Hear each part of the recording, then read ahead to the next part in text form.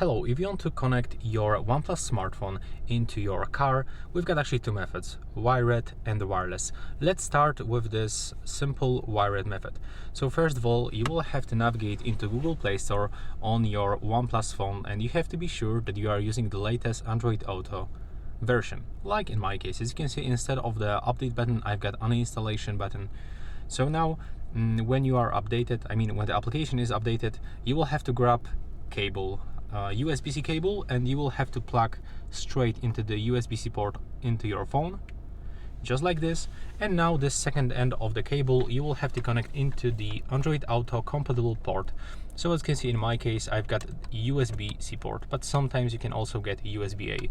And now when you do this, in your car screen, you should actually get this connection. You will be like immediately connected. Sometimes you will also have the pop-up notification, so you will have to accept permission to connect this specific device into your car.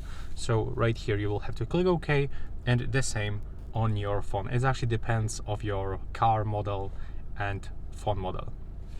And now let's do this without cable. So let's move into the wireless method. So I'm gonna unplug this cable. And now we have to start by opening Bluetooth settings on our OnePlus phone.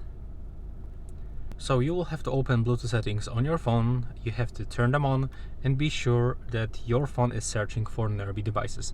Now in your car, you will have to also open the Bluetooth settings and simply turn them on. As you can see, in my case, I already turned on Bluetooth, and that's basically it for this few steps. Now, you will have to take a look on available devices list on your Bluetooth list on the phone. So just select your car. Now as you can see, you got pairing request on your phone screen and in your car screen. So you will have to accept both of them. Just click OK, and now accept another one. And as you can see right now, we are successfully connected. Here you can find extension, and you'll be able to go into all apps that you have on your OnePlus phone. So click allow if you have some contact and messages, permissions to accept. And as you can see, that's how it looks.